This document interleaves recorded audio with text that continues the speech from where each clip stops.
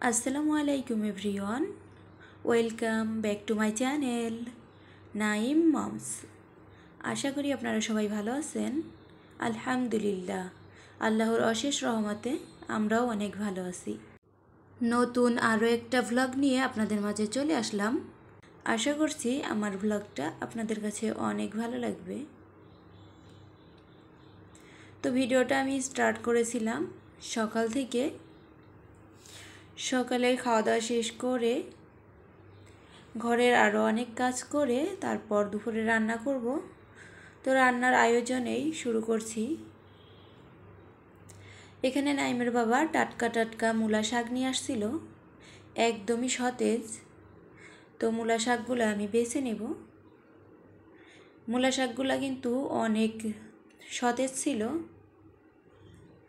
তো যাই হোক, আমি কিভাবে মূলা শাকটা খুব দ্রুত একদমই অল্প সময়ে বেছে নিই এই টিপসটা আপনাদের সাথে শেয়ার করব। আশা করছি আপনাদের একটু হলেও কাজে আসবে আমার এই টিপসটা। এভাবে করে মূলা শাকটা বাছলে অনেকটা সময় বেঁচে যায় আর অনেক দ্রুত শাকটা বাছাও হয়ে যায়। তো মূলা শাকের গুঁড়াটা আমি ফেলে দেব।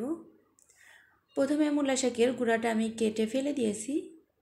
তারপর এখান থেকে শাকগুলো বেছে নিচ্ছি। দু একটা গোড়া রয়ে গিয়েছে, ওগুলো আমি ভেঙে নিচ্ছি।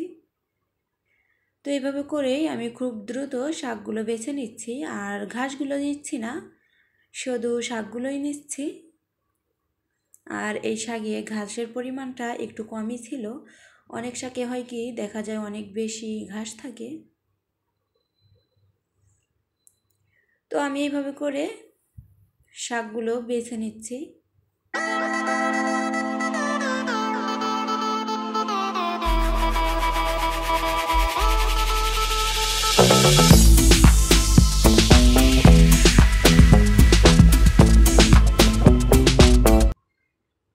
আমি শুধু সতেজ যে শাকগুলো আছে এই শাকগুলো নিচ্ছি। মানে বেশি পেকে গিয়েছে, একদমই হলুদ হয়ে গিয়েছে, ওই শাকগুলো আমি নিচ্ছি না।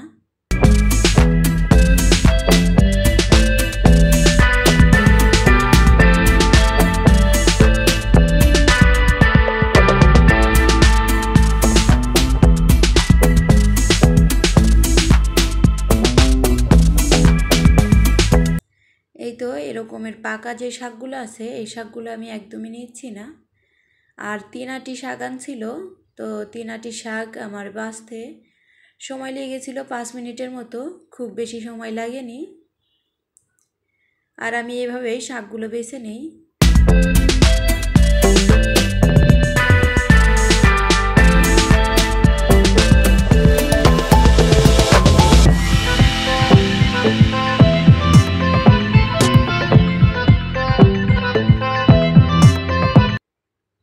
তো এদিকে আমার শাকগুলো বাছা প্রায় শেষের দিকে। শাকগুলো বেছে নিয়ে বাড়তি যে ময়লাটা ছিল ওই ময়লাটা আমি ফেলে দিয়েছি। ফেলে দিয়ে ঝুড়িটাকে খুব সুন্দর করে পরিষ্কার করে নিয়েছি।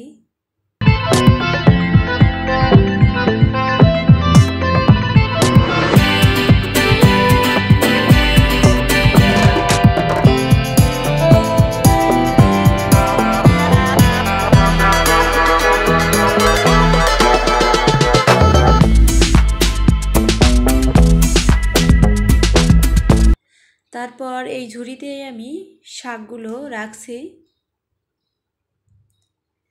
এখন শাকগুলোকে আমি খুব সুন্দর করে ধুয়ে নেব।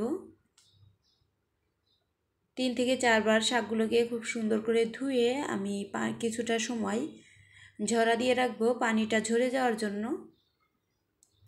যখন পানিটা ঝরে যাবে শাকের গা থেকে, তখন আমি শাকগুলো খুব সুন্দর করে কুচি কুচি করে কেটে নেব।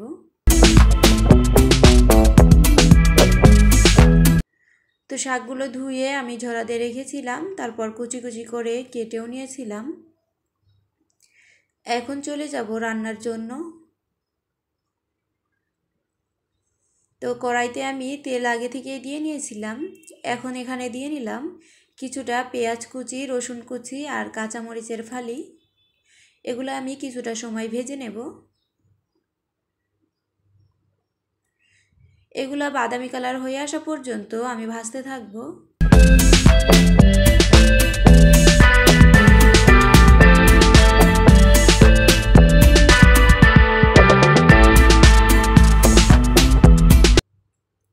পেঁয়াজগুলো আমার ভেজে নেওয়া হয়ে গিয়েছে।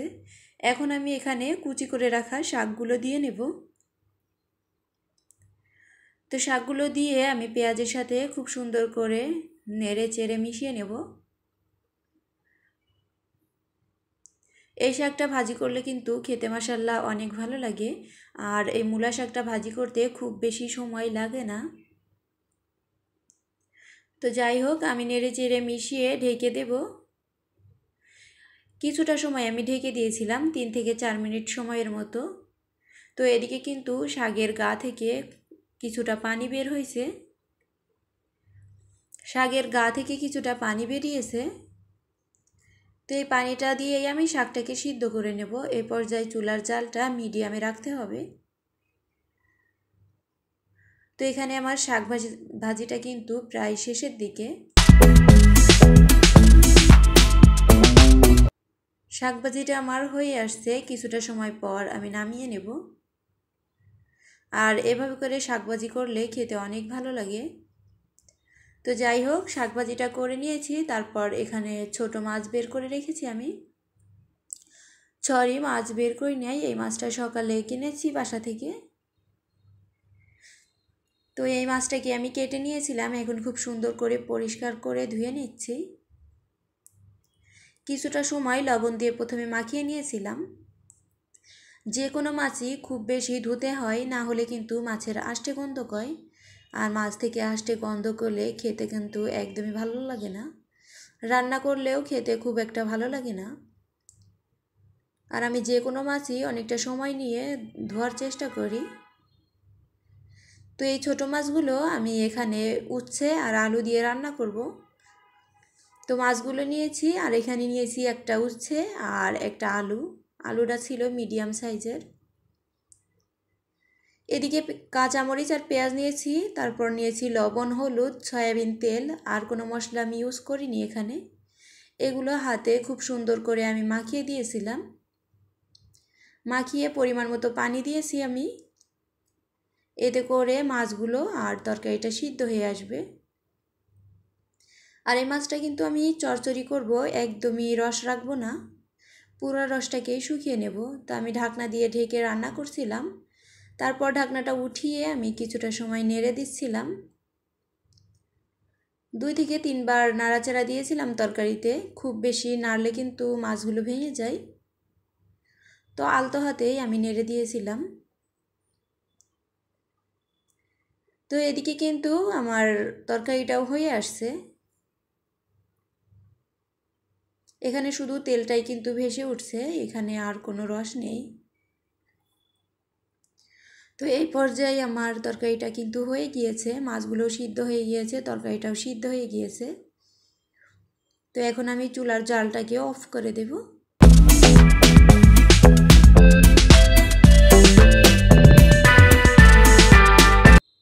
তো যাই হোক, দুপুরের খাওয়া দাওয়া সব শেষ করেছি। আগের দিনের কিছুটা মাংসের তরকারি ছিল, ওগুলো দিয়েই বাচ্চারা খাওয়াটা শেষ করেছে। আর এদিকে সন্ধ্যার দিকে নাইমের বাবা আমাদের জন্য একটু পেঁয়াজও নিয়ে আসছিল, বেগুনি নিয়ে আসছিল, আর কিছুটা ছোলা ভুনা। একটু মুড়ি মাখা খাবো এই জন্য এগুলো এনে দিয়েছিল, কিন্তু পেঁয়াজগুলা আমরা এমনিই খেয়ে নিয়েছিলাম 2-1টা। বেগুনিও ছিল, তো এগুলা এমনিই খেয়ে নিয়েছি। আর এই কয়টা দিয়েই আর কি মুড়িটা মাখিয়ে নেব।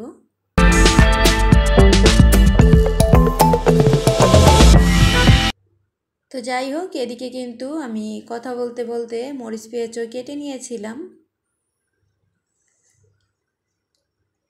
কিছুটা ধনেপাতা, কাঁচামরিচ আর পেঁয়াজ নিয়েছি এখানে। তারপর এখানে দিয়ে দিলাম স্বাদের জন্য লবণ আর হচ্ছে সরিষার তেল। তো এগুলোই আমি প্রথমে হাত দিয়ে খুব সুন্দর করে মেখে নেব। প্রথমে আমি এইগুলো মেখে তারপরে সরিষার তেলটা ইউজ করব।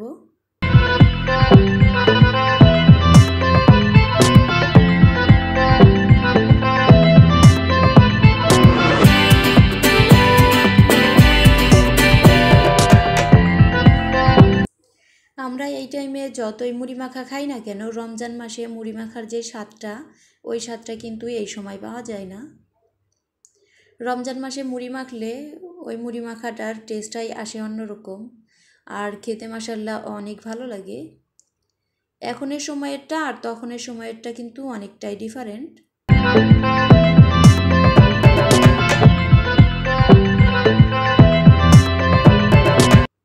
তো যাই হোক, কথা বলতে বলতে কিন্তু আমার মুড়ি মাখানোটা প্রায়ই হয়ে আসছে।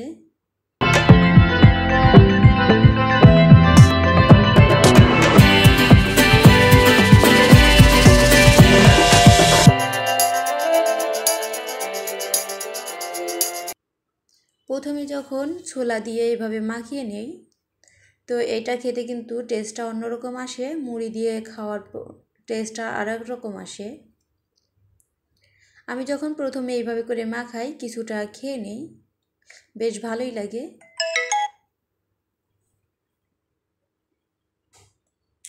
তো আমি কিন্তু কিছুটা খেয়ে নিচ্ছিলাম, এটাই একটু দেখিয়ে নিলাম। এখন এখানে মুড়ি দিয়ে নেব। মুড়িও খুব বেশি দেব না, যেহেতু আমি আর আমার মেয়েই খাবো শুধু মুড়িগুলো। মুড়ি মাখাটা খেতেও কিন্তু অনেকটা ভালোই লেগেছিল। তো এতক্ষণ পর্যন্ত যারা আমার ভিডিওটি দেখছেন, সবাইকে অসংখ্য অসংখ্য ধন্যবাদ।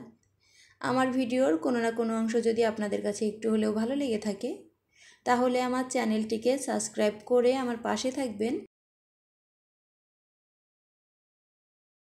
পাশে থাকা নোটিফিকেশন অন করে রাখবেন পরবর্তী ভিডিও দেখার জন্য। এতে করে আমি ভিডিও আপলোড করা মাত্রই নোটিফিকেশন পৌঁছে যাবে আপনার কাছে, আর আপনি আপনার সময় সুযোগ বুঝে আমার ভিডিওটি দেখে নেবেন। আর প্লিজ ছোট্ট একটা লাইক দিয়ে নেবেন।